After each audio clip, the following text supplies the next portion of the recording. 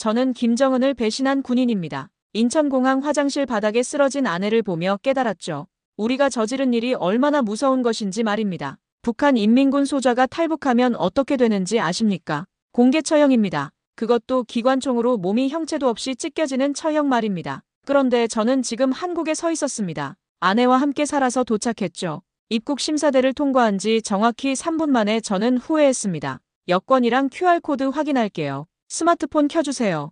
공항 직원의 말이 총소리처럼 들렸죠. QR코드가 뭔지, 왜 전화기를 검사하는지 알 수 없었습니다. 북한엔 스마트폰이 없습니다. 김정은과 최고 위층 몇 명만 쓰는 물건이죠. 저는 함경북도 국경경비대에서 10년을 복무했습니다. 탈북자들을 잡아 처형장으로 보냈습니다. 23명이었습니다. 제가 직접 잡아넘긴 숫자 말입니다. 그런 제가 탈북했습니다. 아이러니하죠. 배급이 끊긴 건 3년 전부터였습니다. 옥수수도 제대로 안 나왔죠. 병사들이 굶어 죽었습니다. 지난달엔 내무반에서 시체 둘을 치웠습니다. 영양실조였죠. 김정은은 핵실험에 수백억을 쓰면서 군인들은 굶겨 죽였습니다. 충성, 깨소리였습니다. 아내가 그날 밤 말했죠. 여보, 우리도 곧 죽을 거예요. 이렇게 굶다가 그냥 죽는 거예요. 맞는 말이었습니다. 간부 자녀가 아니면 승진도 없었죠. 평생 말단 장교로 굶어 죽는 게 우리 운명이었습니다. 영하 25도. 그날 새벽 온도였습니다. 압록강 철책을 넘는데 47초. 경비초소를 피하는데 3분 20초. 강을 건너는데 8분 17초. 제가 군인이라 가능했습니다. 경비 교대 시간, 순찰 경로, 사각지대를 다 알았죠. 중국 땅을 밟았을 때 아내가 말했습니다. 살았어요. 우리 살았어요. 하지만 진짜 지옥은 그때부터였죠. 중국 공안이 우릴 쫓았습니다. 인신매매범들도 따라붙었죠. 이틀 동안 옥수수밭에 숨어 지냈습니다. 브로커 만나는데 우리가 가진 전부를 줬습니다. 비행기를 탔을 때도 믿기지 않았습니다. 가짜 중국 여권, 가짜 신분증, 북한 억양이 나올까봐 한마디도 안 했죠. 한국 땅을 밟았을 때 자유를 얻었다고 생각했습니다. 그런데 3분 만에 무너졌죠. 공항의 모든 게 외계였습니다. 자동문이 열리는 것도, 에스컬레이터도, 컨베이어 벨트도. 북한엔 그런 게 없습니다. 평양 지하철 빼고는 계단뿐이죠. 사람들이 우릴 쳐다봤습니다. 탈북자인 게 티가 나나 싶었죠. 아내가 화장실을 다녀온 후 말했습니다.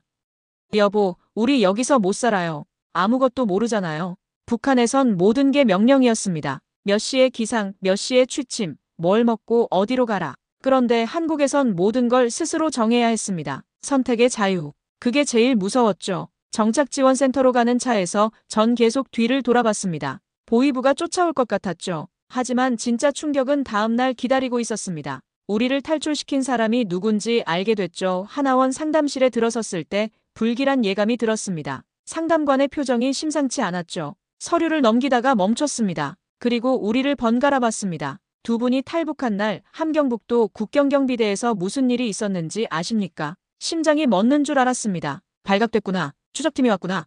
송환되는구나. 대대적인 검열이 있었습니다. 보위부가 들이닥쳤다고 합니다. 아내의 손이 차가워졌죠. 제 손도 마찬가지였습니다. 상담관이 파일을 꺼냈습니다. 중국 정보원이 입수한 자료라고 했죠. 그런데 이상한 점이 있었습니다. 검열 시간과 장소가 두 분의 탈출 경로와 정반대였습니다. 무슨 말인지 이해가 안 됐습니다. 누군가 거짓 신고를 했습니다. 두 분이 동쪽으로 도망쳤다고 말입니다. 그래서 병력이 모두 동쪽으로 몰렸죠. 두 분은 서쪽으로 갔는데 말입니다. 등골이 서늘해졌습니다. 우리를 도운 사람이 있었다는 겁니까? 신고자를 아십니까? 상담관이 사진 한 장을 보여줬습니다. 군복 입은 남자였죠. 박철수. 제 동기였습니다. 김일성 군사대학 동기이자 유일한 친구였죠. 박철수가 두 분을 구한 겁니다. 일부러 거짓 정보를 흘려서 병력을 다른 곳으로 돌렸습니다. 아내가 입을 막았습니다. 믿을 수 없다는 표정이었죠. 철수는 충성파였습니다. 김정은 찬양에 앞장섰죠. 당 입당도 제일 먼저 했습니다. 그런 철수가 우릴 도왔다고요. 왜 그랬을까요? 왜 우릴 도운 겁니까? 상담관이 한숨을 쉬었습니다. 박철수 소좌가 남긴 메모가 있습니다. 중국 측에서 입수했죠. 메모를 펼쳤습니다. 철수의 글씨였습니다. 형은 살아야 한다. 이 지옥에서 한 명이라도 나가야 한다. 형이 살면 나도 사는 거다. 눈물이 났습니다. 참으려 했지만 참을 수 없었죠. 철수와 마지막으로 만난 게 언제였던가. 탈북 일주일 전이었습니다. 술을 마셨죠. 철수가 갑자기 물었습니다. 형, 여기서 평생 살 거야? 농담인 줄 알았습니다. 그런데 철수 눈이 진지했죠. 난 형이 여기서 썩는 거 못 봐. 형 같은 사람이 살아야 해. 그때는 몰랐습니다. 철수가 우리 계획을 알고 있었다는 걸 상담관이 말을 이었습니다. 박철수 소좌는 지금 보이부 감방에 있습니다. 고문받고 있다고 합니다. 아내가 울음을 터뜨렸습니다. 우리 때문에, 우리 때문에. 맞습니다. 우리 때문이었죠. 철수는 당 간부 아들이었습니다. 승진도 보장됐죠. 평양 발령도 가능했습니다.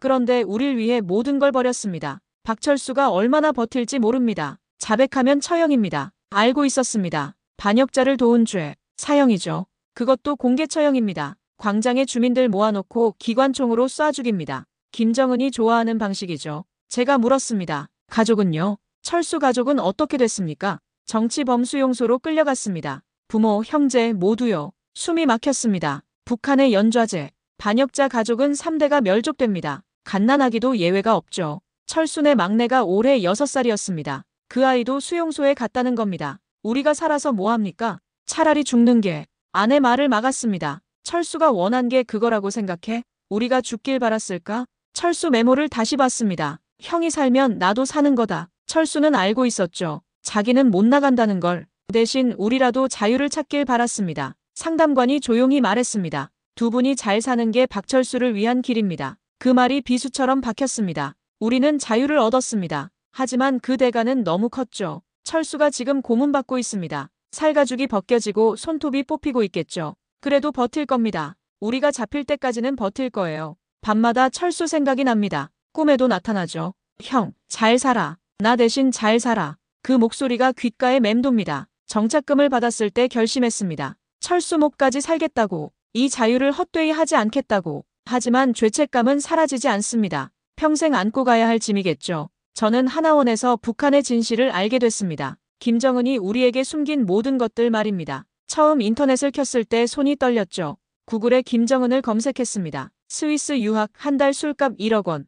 별장 17개. 우리가 굶어 죽을 때 김정은은 스위스산 치즈를 먹고 있었습니다. 병사들이 영양실조로 쓰러질 때 김정은은 러시아산 캐비어를 즐겼죠. 더 충격적인 건 따로 있었습니다. 김정은 처형 명단을 봤습니다. 고모부 장성택, 화염방사기로 처형, 현영철 인민무력부장, 고사총으로 처형, 김정은 전 여친, 기관총으로 처형, 432명. 김정은이 직접 처형 명령을 내린 숫자였습니다. 아내가 컴퓨터 화면을 껐습니다. 그만 봐요. 미치겠어요. 하지만 멈출 수 없었죠. 유튜브라는 걸 알게 됐습니다. 탈북자들 증언이 수천 개 있었죠. 정치범수용소 생존자 영상을 봤습니다. 손가락이 없었습니다. 고문으로 잘렸다고 했죠. 하루 한 끼, 옥수수 100g, 쥐를 잡아먹어야 살 수 있다고 했습니다. 철수가 지금 그곳에 있습니다. 잠이 안 왔습니다. 새벽 3시에도 4시에도 깨어 있었죠. 하나원 교육이 시작됐습니다. 한국 사회 적응 교육이라고 했죠. 은행 계좌 만들기, 신용카드 사용법, 지하철 타는 법, 모든 게 외계어였습니다. ATM기 앞에서 20분을 헤맸습니다. 비밀번호를 3번 틀려서 카드가 막혔죠. 마트에 갔습니다. 물건이 너무 많아서 현기증이 났습니다. 북한에선 배급소 하나뿐이었죠. 그것도 텅 비어 있었습니다. 한국엔 라면만 100종류가 넘었습니다. 뭘 골라야 할지 몰라서 그냥 나왔죠. 아내가 울었습니다. 못하겠어요. 너무 어려워요. 저도 마찬가지였습니다. 스마트폰 교육을 받았습니다. 카카오톡, 네이버, 구글. 하나도 이해가 안 됐죠. 북한에선 전화기가 감시 도구였습니다. 통화 내용은 모두 녹음됐죠. 그런데 한국에선 자유롭게 쓰라고 합니다. 믿을 수 없었습니다. 처음으로 월급을 받았습니다. 정착지원금 일부였죠. 300만 원. 북한에선 상상도 못할 돈이었습니다. 인민군 소좌 월급이 북한 돈 3,000원. 한국 돈으로 3,000원도 안 됐죠. 그런데 이상했습니다. 돈이 있는데도 불안했습니다. 북한에선 배급이 전부였죠. 돈이 있어도 살 게 없었습니다. 그런데 한국에선 돈으로 모든 걸 사야 했습니다. 집세, 전기세, 수도세, 가스비. 북한에선 들어본 적도 없는 것들이었죠. 취업교육도 받았습니다. 이력서, 자기소개서, 면접. 북한에선 당이 직장을 정해줬습니다. 거부하면 정치범이었죠. 그런데 한국에선 스스로 구해야 했습니다. 경력이 뭐예요? 인민군 소좌였습니다. 한국에서 쓸 수 있는 자격증 있으세요? 자격증이 뭡니까? 면접관이 한숨을 쉬었습니다. 일자리를 구할 수 없었죠. 북한군 경력은 한국에선 쓰레기였습니다. 다른 탈북자를 만났습니다. 10년 전에 온 사람이었죠. 적응하는데 5년 걸렸어요. 그것도 빠른 편이에요. 5년. 그 시간이 영겁처럼 느껴졌습니다. 그 사람이 물었습니다. 후회 안 해요? 즉답을 못했습니다. 자유는 얻었습니다. 하지만 모든 걸 잃었죠. 고향, 가족, 친구, 그리고 철수. 밤마다 악몽을 꿨습니다. 철수가 처형당하는 꿈이었죠. 형, 왜 나를 버렸어? 꿈속에서 철수가 물었습니다. 대답할 수 없었죠. 아내도 잠을 못 잤습니다. 수면제를 먹기 시작했죠. 우울증 진단을 받았습니다. 트라우마 치료를 받으라고 했죠. 상담사가 물었습니다. 북한이 그리우세요? 미친 질문이었습니다. 단순했던 그 시절이 명령받고 따르기만 하면 됐던, 선택할 필요가 없었던, 책임질 일도 없었던 그때가 그리웠습니다. 하지만 돌아갈 순 없었죠. 철수를 배신할 순 없었습니다. 하나원 수료식 날이었습니다. 진짜 한국 사회로 나가는 날이죠. 문 밖을 나서는데 다리가 떨렸습니다. 자유. 이제 진짜 자유였습니다. 하지만 그 자유가 새로운 감옥이 될 줄은 몰랐죠. 서울의 첫날 밤.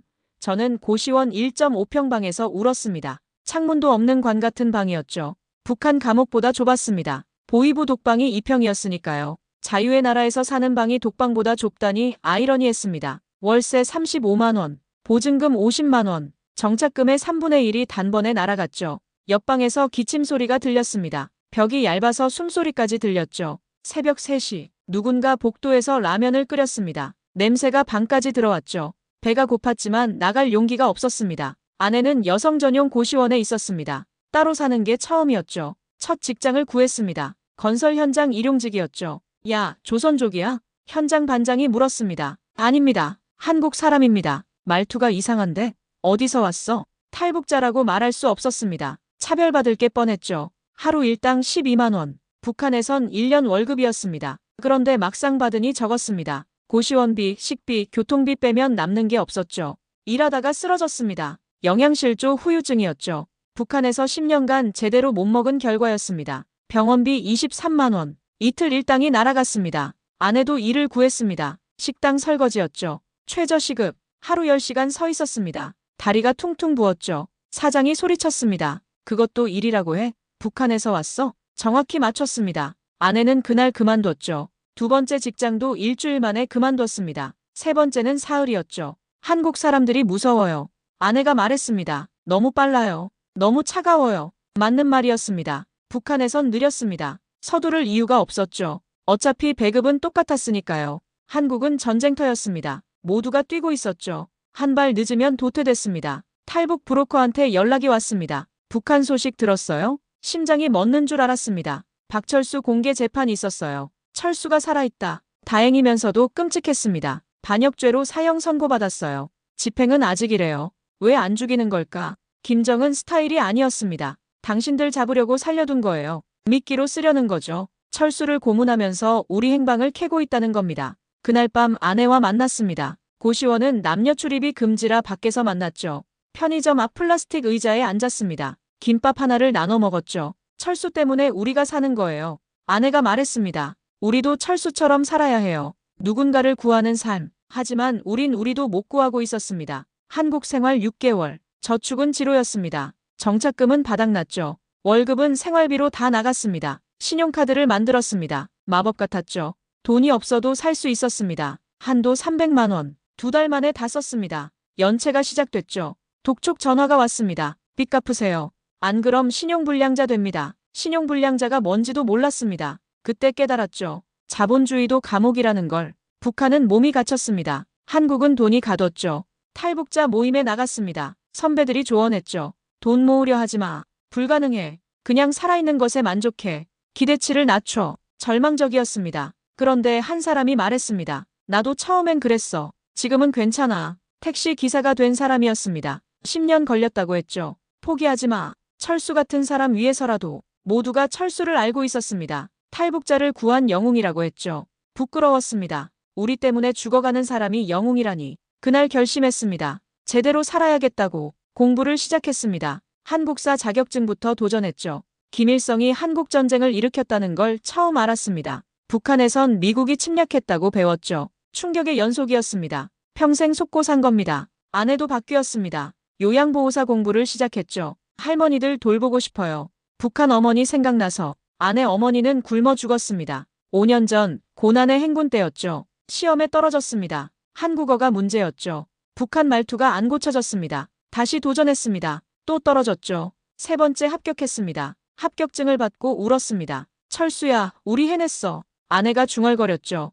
저도 자격증을 땄습니다. 중장비 운전이었죠. 첫 월급 250만 원. 처음으로 저축을 했습니다. 10만 원이었지만 시작이었죠. 1년이 지났습니다. 여전히 어려웠습니다. 하지만 견딜만 했죠. 철수 소식이 또 왔습니다. 아직 살아있다고 했습니다. 기적이었죠. 보통은 진작 죽었을 겁니다. 철수가 당신들 소식 듣고 싶어 한대요. 브로커가 전했습니다. 잘 살고 있다고 전해주세요. 거짓말이었습니다. 간신히 살고 있었죠. 하지만 철수에겐 희망을 줘야 했습니다. 우리가 잘 사는 게 철수가 버티는 이유니까요. 저는 새벽 4시에 깨어났습니다. 또 그 꿈이었죠. 철수가 처형장에 끌려가는 꿈이었습니다. 기관총이 겨눠졌죠. 철수가 저를 봤습니다. 웃고 있었습니다. 형, 잘 살아. 총성과 함께 깼습니다. 식은땀이 흘렀죠. 한국 생활 2년째. 악몽은 여전했습니다. 그날 아침 뉴스를 봤습니다. 북한 정치범 수용소 실태 유엔 보고서 발표. 화면에 14호 관리소가 나왔죠. 철수가 있는 곳이었습니다. 하루 강제 노동 16시간, 하루 배급 옥수수 100g, 평균 생존 기간 3년. 철수가 2년째 버티고 있었습니다. 기적이었죠. 아내가 요양원에서 전화했습니다. 여보, 오늘 할머니 한 분이 물어봤어요. 북한에서 왔냐고. 가슴이 철렁했습니다. 그런데 할머니가 우셨어요. 고생 많았다고. 잘 왔다고. 할머니는 이산 가족이었습니다. 남편이 북한에 있다고 했죠. 70년째 기다린다고 했습니다. 우리라도 나왔으니 다행이라고 하셨어요. 그 말이 마음을 찔렀습니다. 우리는 나왔습니다. 하지만 철수는 못 나왔죠. 중장비 현장에서 사고가 났습니다. 동료가 깔렸죠. 다행히 살았습니다. 병원에서 동료가 말했습니다. 고마워요. 목숨 구해줬어요. 저는 아무것도 안 했습니다. 그저 119를 불렀을 뿐이죠. 북한에선 상상도 못할 일이었습니다. 사고 나면 그냥 죽었죠. 구급차 같은 건 평양에만 있었습니다. 동료가 물었습니다. 어디서 왔어요? 말투가 특이해서. 더는 숨기지 않았습니다. 탈북자입니다. 예상과 달랐습니다. 동료가 손을 잡았죠. 대단해요. 진짜 용감해요. 그날부터 달라졌습니다. 숨기지 않고 당당해졌죠. 월급이 올랐습니다. 300만 원이 됐죠. 처음으로 적금을 들었습니다. 매달 50만 원씩 철수 가족 돕기 위한 돈이었습니다. 언젠가 철수 가족이 나오면 줄 겁니다. 철수가 못 받은 월급이라고 생각했죠. 아내가 요양원 정직원이 됐습니다. 첫 보너스를 받았죠. 철수 어머니 생각나요? 아내가 말했습니다.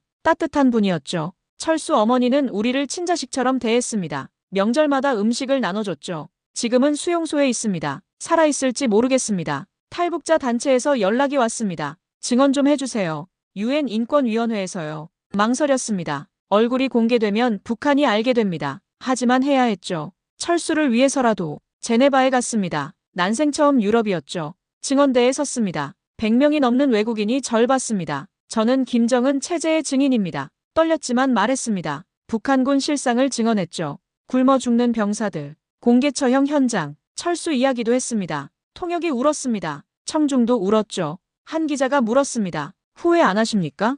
후회합니다. 솔직히 답했습니다. 하지만 후회보다 책임이 큽니다. 살아남은 자의 책임이요. 그 영상이 전 세계로 퍼졌습니다. 북한도 봤을 겁니다. 일주일 후 브로커에게 연락이 왔습니다. 철수가 메시지 보냈어요. 종이 조각 사진이었습니다. 피로 쓴 글씨였죠. 형, 자랑스럽다. 4글자. 그게 전부였습니다. 눈물이 멈추지 않았습니다. 철수는 알고 있었습니다. 우리가 증언한 걸, 세계에 북한 실상을 알린 걸. 아내가 임신했습니다. 3년 만에 기적이었죠. 병원에서 초음파를 봤습니다. 콩만한 생명이었죠. 아들이에요. 의사가 말했습니다. 이름을 정했습니다. 철수. 우리 아들 이름은 박철수입니다. 은인의 이름을 따서 지었죠. 아이가 태어났을 때 약속했습니다. 이 아이에게 자유를 물려주겠다고. 철수가 우리에게 준 자유를. 5년이 지났습니다. 작은 아파트를 샀습니다. 대출이 산더미지만 우리 집이었죠. 현관문에 작은 태극기를 걸었습니다. 매일 아침 태극기를 봅니다. 그리고 중얼거리죠. 철수야, 오늘도 살아있어. 그게 우리가 철수에게 보내는 신호입니다. 최근 소식이 왔습니다. 철수가 아직 살아있다고. 5년째 버티고 있다고. 인간의 한계를 넘어선 겁니다. 오직 하나 때문이겠죠. 우리가 잘 살고 있다는 믿음. 그 믿음이 철수를 살게 합니다. 저는 오늘도 일하러 갑니다. 아내는 요양원으로 가죠. 아들 철수는 어린이집에 갑니다. 평범한 하루입니다. 하지만 이 평범함이 기적이죠. 누군가의 희생으로 얻은 평범함. 그래서 더 소중합니다. 언젠가 통일이 되면 철수를 찾으러 갈 겁니다. 살아있든 죽었든 찾을 겁니다. 그리고 말할 거예요. 우리 잘 살았어. 내 덕분에. 그때까지 살아야 합니다. 철수를 위해, 자유를 위해. 우리 아들 철수를 위해. 이게 우리 이야기입니다. 탈북자가 아닌 자유인의 이야기입니다. 저는 어제 철수가 죽었다는 소식을 들었습니다. 아니, 정확히는 처형됐다는 소식이었죠. 5년을 버틴 끝에 결국 김정은의 명령으로 총살됐다고 했습니다. 평양 외곽 처형장에서 기관총 90발을 맞았다고 브로커가 전했습니다. 그런데 이상했습니다. 슬프지 않았죠. 아내도 울지 않았습니다. 우리는 서로를 봤습니다. 그리고 웃었죠.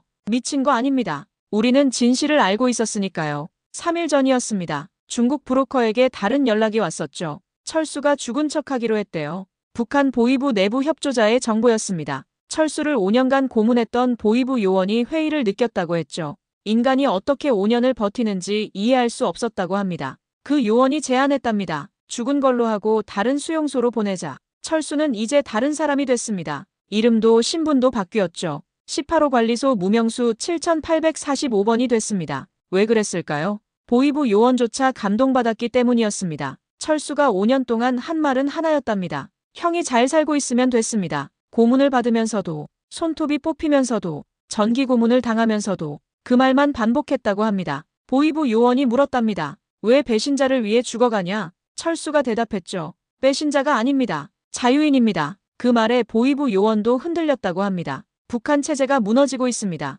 내부에서부터 썩어가고 있죠. 철수 같은 사람이 늘고 있습니다. 우리 같은 탈북자도 매년 1000명씩 나옵니다. 김정은이 막으려 해도 못 막습니다. 자유를 향한 갈망은 총으로도 못 막으니까요. 어제 큰 결정을 했습니다. 탈북자 방송국을 만들기로 했죠. 대북 라디오 방송입니다. 매일 새벽 북한으로 전파를 쏩니다. 진실을 알리는 겁니다. 첫 방송 원고를 썼습니다. 북한 동포 여러분, 저는 자유인입니다. 한때 인민군이었지만 이제는 대한민국 국민입니다. 여러분도 선택할 수 있습니다. 노예로 살지, 자유인으로 살지. 아내가 덧붙였습니다. 박철수를 기억하십시오. 친구를 자유로 보낸 영웅을. 그가 증명했습니다. 인간의 존엄은 총칼로 꺾을 수 없다는 걸. 방송 자금이 부족했습니다. 그때 놀라운 일이 일어났죠. 제 유엔 증언을 본 한국 기업가가 연락했습니다. 10억을 후원하겠다고 했죠. 북한 동포들이 진실을 알아야 합니다. 그분이 말했습니다. 방송 장비를 샀습니다. 송신 안테나도 설치했죠. 첫 방송은 내일 새벽 4시입니다. 철수가 잡혔던 그 시간이죠. 제목은 자유의 소리입니다. 북한 전역에 닿을 겁니다. 군부대, 정치범수용소, 평양까지 누군가는 들을 겁니다. 그리고 용기를 얻겠죠. 제2의 철수가 나타날 겁니다. 제3의 우리도 나오겠죠. 철수는 영웅이었죠. 오늘 아침 이상한 꿈을 꿨습니다. 철수가 나타났습니다. 젊은 모습 그대로였죠. 형, 이제 편해요. 철수가 웃었습니다. 형이 잘 살아줘서 고마워요. 꿈에서 깨어났을 때 알았습니다. 철수는 진짜 자유로워졌다는 걸. 육체는 갇혔어도 영혼은 자유롭다는 걸. 브로커가 마지막 정보를 전했습니다. 18호 관리소에 이상한 소문이 돌아요. 무명수 7845번이 매일 웃는데요. 미쳤다고 하는데 계속 중얼거린대요. 뭐라고 하는데요? 자유, 자유, 자유. 철수였습니다. 분명 철수였죠. 저는 오늘도 방송 원고를 씁니다. 북한 동포 여러분, 두려워 마십시오. 자유는 생각보다 가깝습니다. 단지 한 걸음, 그 한 걸음만 내디디면 됩니다. 원고 마지막에 항상 넣는 말이 있습니다. 박철수를 기억하라. 자유를 위해 모든 걸 바친 영웅을. 언젠가 북한이 무너질 겁니다. 김정은 정권이 끝날 거예요. 그날 저는 평양으로 갈 겁니다. 18호 관리소를 찾아갈 거예요. 철수를 만날 겁니다. 살아있든 죽었든 만날 거예요. 그리고 말할 겁니다. 우리가 이겼어. 자유가 이겼어. 그때까지 살겠습니다. 방송하고 증언하고 싸우겠습니다. 그게 살아남은 자의 의무니까요. 철수가 준 자유에 대한 책임이니까요. 이 이야기는 끝이 아닙니다. 시작입니다. 대한민국에 3만 5천 명의 탈북자가 있습니다. 각자 사연이 있죠. 각자의 철수가 있습니다. 우리는 계속 싸울 겁니다. 2,500만 북한 동포가 자유를 얻는 그날까지. 이것이 우리의 전쟁입니다. 총 없는 전쟁, 자유를 위한 전쟁. 그리고 우리는 반드시 이길 겁니다. 철수가 증명했으니까요. 인간의 의지는 꺾이지 않는다는 걸, 자유는 반드시 온다는 걸 저는 새벽 2시에 문을 두드리는 소리에 깼습니다. 국정원이었죠. 검은 양복 2명이 서 있었습니다. 아내와 아들이 나왔습니다. 공포에 질린 눈이었죠. 대북 방송 때문에 왔습니다. 심장이 멎을 뻔했습니다. 방송 시작한 지 한 달째였죠. 따라오셔야 합니다. 위험한 상황입니다. 차 안에서 들은 말은 충격적이었습니다. 김정은이 당신을 암살 대상 1호로 지정했습니다. 북한 정찰총국이 저를 제거하라는 명령을 받았다는 겁니다. 현상금 10만 달러가 걸렸죠.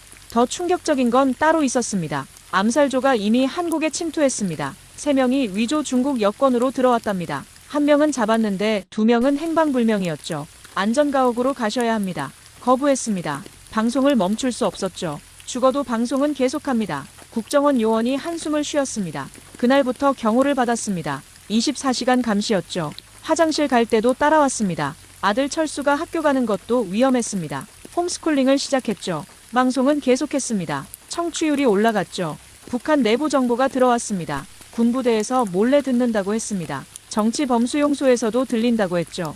어느 날 놀라운 연락이 왔습니다. 저는 북한 보위부 요원입니다. 함정인 줄 알았습니다. 그런데 그가 보낸 정보는 진짜였죠. 박철수가 살아있습니다. 숨이 멎었습니다. 18호 관리소에서 봤습니다. 무명수지만 확실합니다. 증거를 요구했습니다. 사진이 왔죠. 흐릿했지만 철수였습니다. 5년 만에 본 철수의 얼굴이었죠. 늙었습니다. 머리가 하얗게 샜죠. 하지만 눈빛은 살아있었습니다. 보위부 요원이 말했습니다. 철수 때문에 제가 변했습니다. 그를 고문했지만 꺾을 수 없었죠.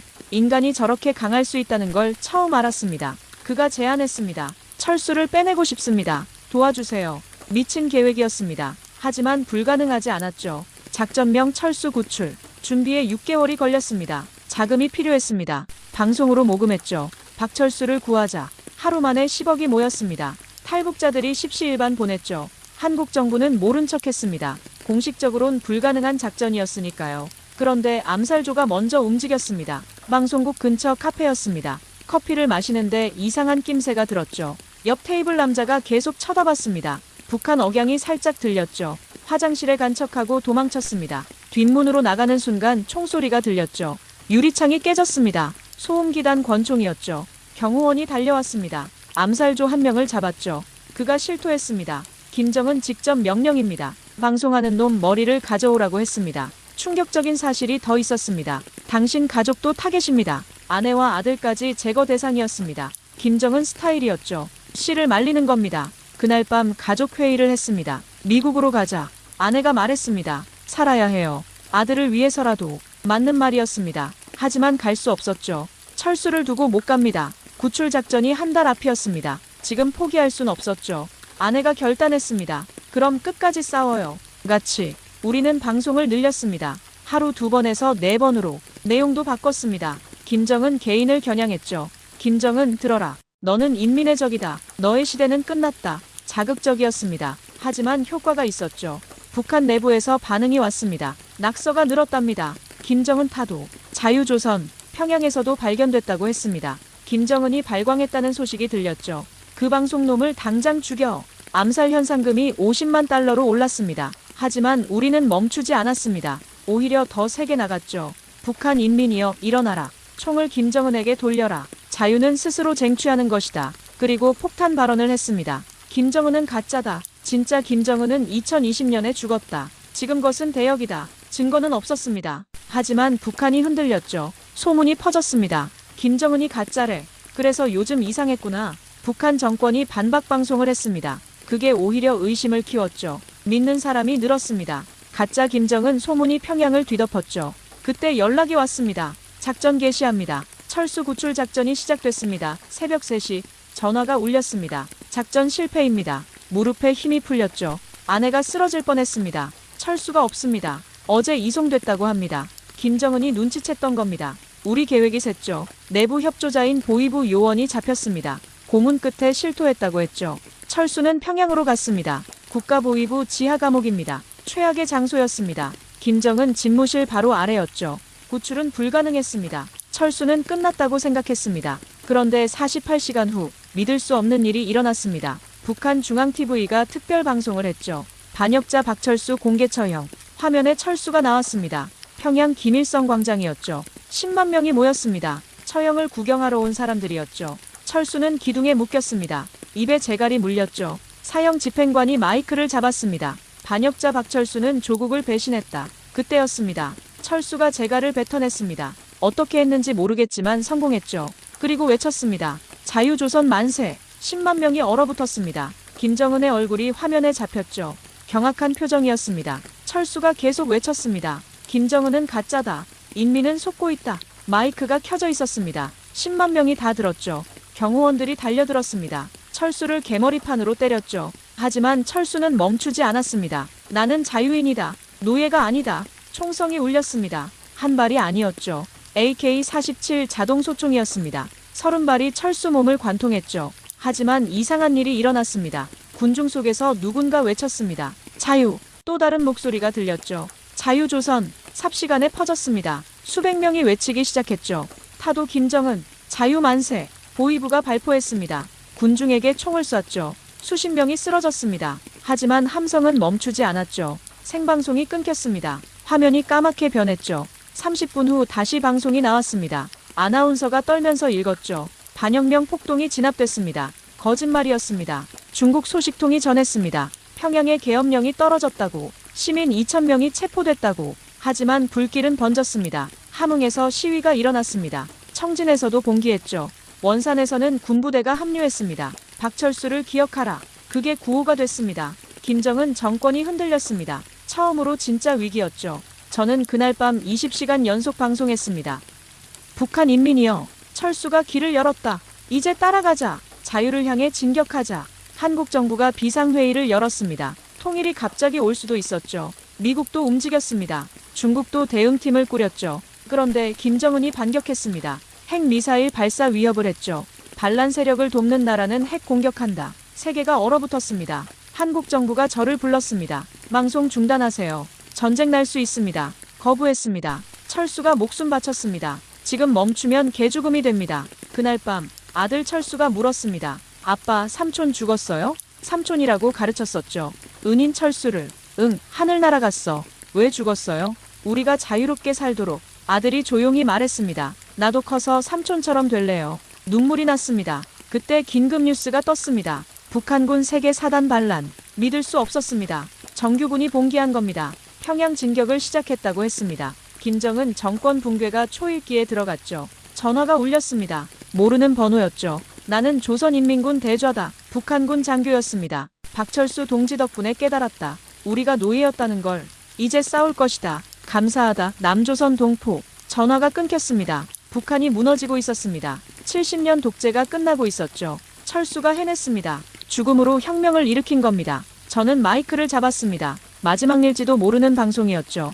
철수야, 내가 이겼어. 자유가 이겼어. 이제 우리가 마무리할게. 평양에서 만나자. 내용이 좋았다면 구독, 좋아요 부탁드립니다. 감사합니다.